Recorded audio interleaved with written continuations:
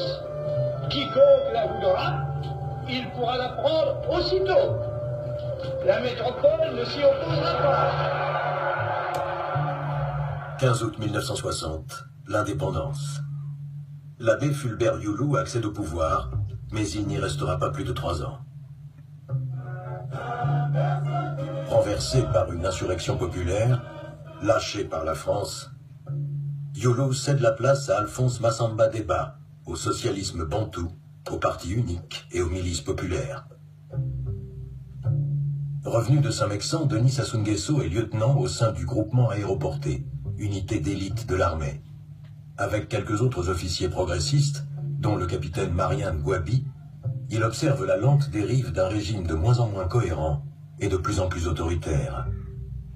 Le 2 août 1968, Alphonse Massamba Deba démissionne sous la pression d'un conseil national de la Révolution regroupant civils et militaires, dont Mariane Gouabi et Denis Sassou Nguesso.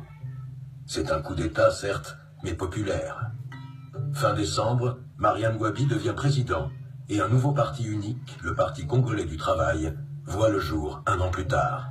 À la Révolution et au Parti congolais du travail, je m'engage en me guidant le principe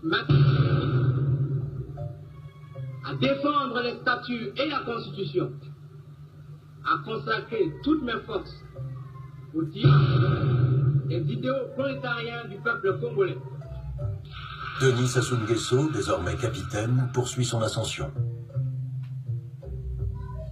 Chef du groupement aéroporté, patron des forces terrestres de Brazzaville, directeur de la sécurité, ministre de la Défense. Aux côtés du camarade président Gouabi, il est le numéro 2 du régime. Quel genre d'homme était Mariane Gouabi? Quel genre de... Un homme de conviction aussi. De grande conviction, de grande intégrité. Et il croyait toujours à ce qu'il faisait et quand il décidait de le faire, il allait jusqu'au bout. Oui. Et c'est un homme très droit. C'était votre ami? C'est mon aîné. C'est mon frère, mon ami, mon compagnon. Je lui suis resté fidèle jusqu'au dernier moment où je l'ai accompagné à sa dernière demeure. Oui. C'est un moment de fierté pour moi. 18 mars 1977. La foudre tombe sur Brazzaville. Après 8 années fiévreuses de socialisme échevelé, ponctuées de complots, de trahisons et de tentatives de putsch, le président Mariane Gouabi est assassiné par un commando dans l'enceinte de sa résidence de l'état-major. Bien plus tard, lors de la conférence nationale, certains accuseront sans preuve Denis Sassou Nguesso d'avoir lui-même commandité le meurtre. Monsieur le Président, je voudrais que vous me racontiez le 18 mars 1977. Comment vous avez vécu ça? Comment vous avez appris ce qui s'est passé?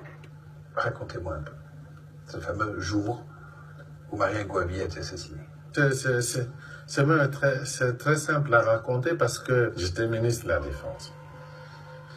Et puis, je crois qu'à cause de quelques problèmes au Cabinda, etc., et les appréhensions qu'on avait au sujet des situations dans l'enclave du Cabinda, le quartier était consigné. Et je suis resté au bureau jusqu'à 13h, 13h30.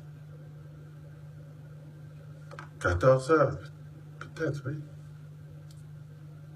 Quartier consigné. Puis je suis allé me rafraîchir un peu en Pila chez moi. Puis dès que je suis arrivé, les Kunzo me téléphonent pour me dire que il entend des tirs nourris en direction de l'état-major général. Des tirs nourris en direction de l'état-major général. C'est mes téléphones. Donc, j'ai juste remis mon ceinturon. Je n'ai même pas dit au revoir à mon épouse et à mes enfants.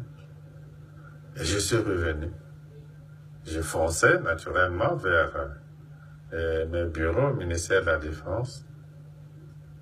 Quand je suis arrivé devant la mairie, l'actuelle mairie, c'est là où on m'a dit le président Gwabi est grièvement blessé et on l'a amené à l'hôpital militaire.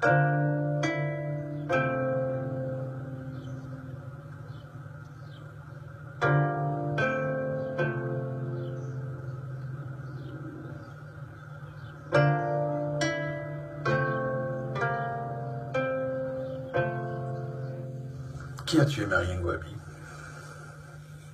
Il y a eu un procès dessus.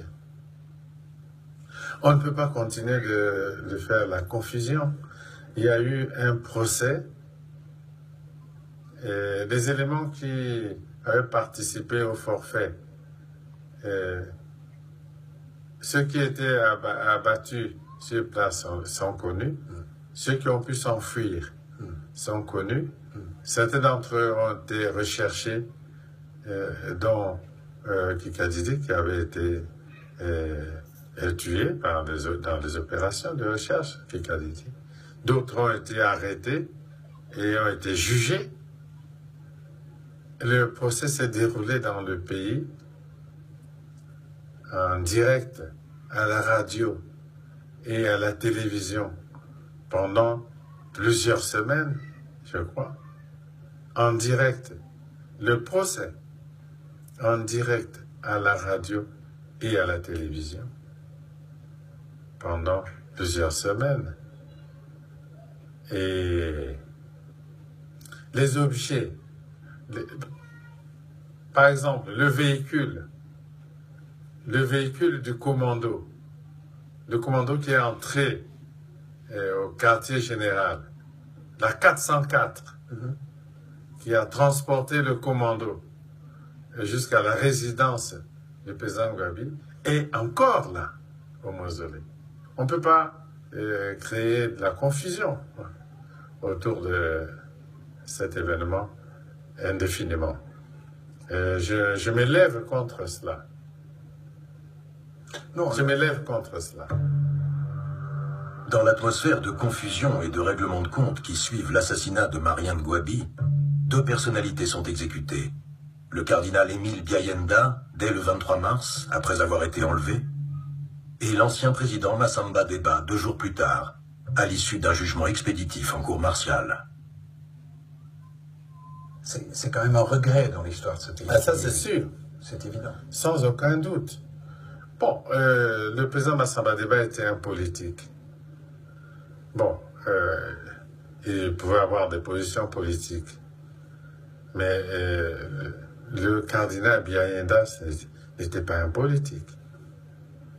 Il n'y avait pas de prise de position politique. Non.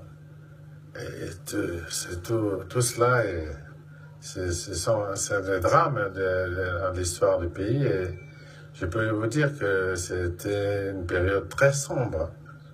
Est-ce qu'il ne serait pas temps que l'État congolais exprime une forme de, je dirais, de repentance Cela a été fait. Si on doit le faire davantage, cela ne peut être fait, mais il n'y a pas d'autre formule que la repentance.